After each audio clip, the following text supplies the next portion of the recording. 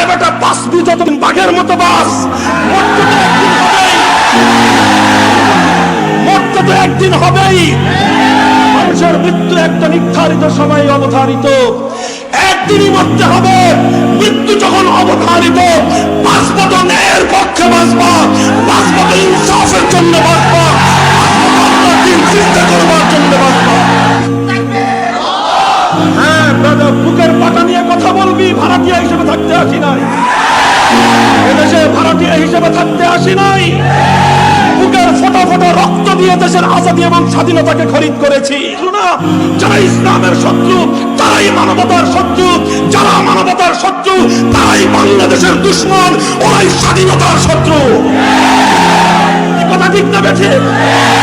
যারা এদেশে ইসলামের সৈনিক তারাই স্বাধীনতার সৈনিক, যারা আল কোরআনের সৈনিক তারাই স্বাধীনতার অদম্য প্রহরী, যারা কোরআনের দুশ্মন ওরাই স্বাধীনতার দুশ্মন, যারা ইসলামের দুশ্মন ওরাই দেশের দ্রোহী। অধিকার নিয়ে কথা বলবা, মালিকের মতো কথা বলবা। এই জমিনের মালিকানা আমাকে আল্লাহ দিয়েছেন, এটা কারো কাছ থেকে ইজারা সূত্রে পাই নাই, ভাড়াটিয়া হিসেবে থাকতে আসি নাই। জমিনের মালিকানা আমাকে আল্লাহ দিয়েছেন, যতদিন বেঁচে থাকবো মালিক হিসেবে জমিনের মধ্যে বেঁচে থাকতে হবে, আল্লাহর খলিফা হিসেবে জমিনের মধ্যে বেঁচে থাকতে হবে। দুনিয়ার কোন মানুষের অনুগ্রহে আর কৃপার শিকার হয়ে দুনিয়াতে থাকবে। মুহতারাম হাজিরিন, এই বাংলাদেশের মাটিতে বসে স্বাধীনতা এবং ইসলাম একটাকে আরেকটা থেকে বিচ্ছিন্ন করবার কোনো সুযোগ নাই।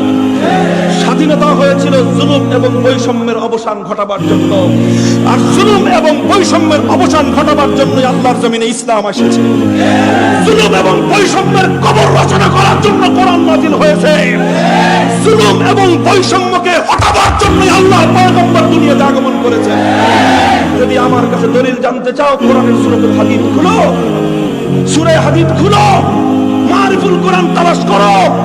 উলামায়ে কেরাম কি লিখেছেন? লাকাদ আরসালনা রুসুলানা বিল বাইয়িনাত ওয়া আনজালনা মাআহুমুল কিতাবা ওয়াল মিজান লিয়াকুমান নাসু বিল কিসতি।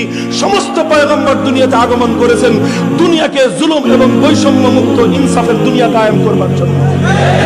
কাজেই যে ইসলামের প্রথম শিক্ষা, মৌলিক শিক্ষা হলো ইনসাফ, যে ইসলামের মৌলিক শিক্ষা হলো বৈষম্যহীন সমাজ, যে ইসলামের মৌলিক যেই কোরআন নাযিল হয়েছে সাম্য এবং শান্তির সমাজ করবার জন্য, সেই সমাজের মানুষগুলো যখন জুলুমের বিরুদ্ধে, বৈষম্যের বিরুদ্ধে রুখে দাঁড়ায়, সেই দেশের ইসলামকে এবং সে দেশের স্বাধীনতাকে একটা থেকে আরেকটাকে বিচ্ছিন্ন করা, এটা স্বাধীনতারও শত্রুতা, এটা ইসলামেরও দুশ্মনী।